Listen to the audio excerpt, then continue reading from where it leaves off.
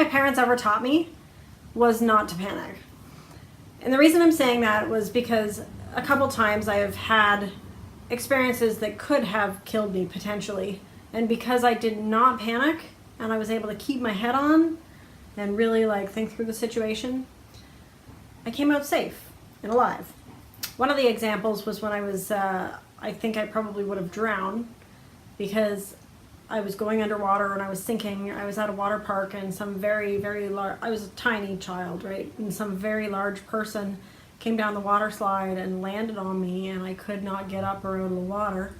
And I almost started panicking, right? And like when I went to start panicking, I almost went, right? And what do you do when you're underwater and you're like, breathe in really big? Obviously you're gonna breathe on a bunch of water and that's not a very good situation. But in that moment, I remembered what my parents said. It's just, don't panic. Whatever happens to you, don't panic. And another time, actually I can think of many, many times, but this one's not a near-death experience, but I was out by I was out at a party when I was a teenager and I probably shouldn't have been. And one of the neighbors got very annoyed with the hoodlums having this big party. And he sicked their dog, which was one of the big German Shepherd dogs that was definitely trained for attacking. And he sicked them on my friends and I.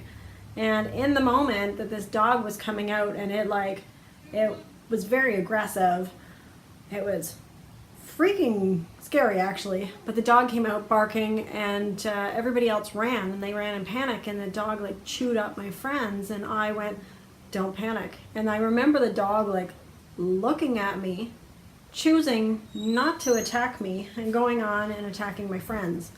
So there's another example, right? But when we are able to look at things objectively and not panic, we can find solutions. And not only that, it's like we don't become targets for things that can be scary and we can get ourselves out of situations.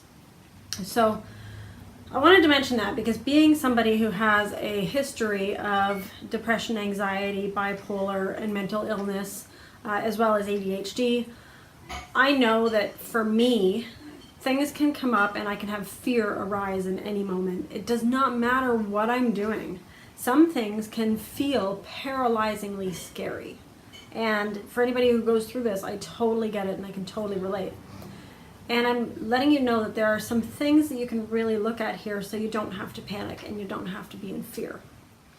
So when we recognize that we have these feelings of fear and anxiety or stress, worry, doubt, it's not all necessarily the same thing. It could be sadness, because I've had depression as well. But all of these feelings come up within us. And when we recognize them, we can actually greet them as like old pattern energy or old habit energy. And we can just be with them. We can recognize that we've had these feelings and experiences before and we've survived them and we've made it through them.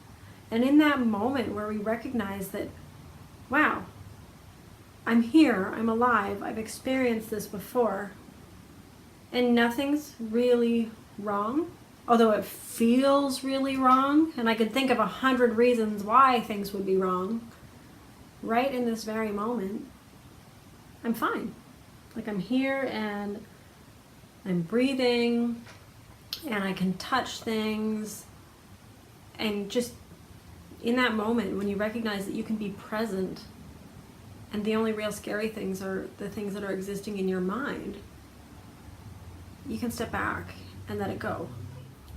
So when you recognize that everything's totally okay, and even though you still have this old habit energy and you're still feeling the sadness or the worry or the guilt or the fear or whatever it is that's coming up, you can recognize that that's just old habit and pattern energy. And then there are ways that you can release energy and allow yourself to feel better. That'll be in a totally different video on how to release energy and how to allow yourself to feel good. But one thing that I am going to point out, I did say it in another video, is that anxiety and fear cannot exist at the same time as love and affinity and appreciation. So when you're really fearful and you don't know what to do, find something that you can connect with that's going to give you a positive experience or memory or something, whether it's a picture of somebody you love or a feeling of a memory that you have, or whether it's touching like your child or hugging your partner or just calling a friend up and just hearing somebody's voice. Whatever it is that's going to make you feel even a little bit better, it's going to make you feel even a little bit better. And from there you can be a little bit better, a little bit better, a little bit better. And that fear and anxiety and stress and worry and doubt, hatred and anger and all that stuff cannot exist when you choose, like, this is what I mean by deliberate intention. You're intentional. You choose, you won't allow it to exist. And you step into those positive things. Anyways, that's all. Just wanted to say, don't panic. Everything's okay. Until next time, I love you, and I totally get it. You're doing great.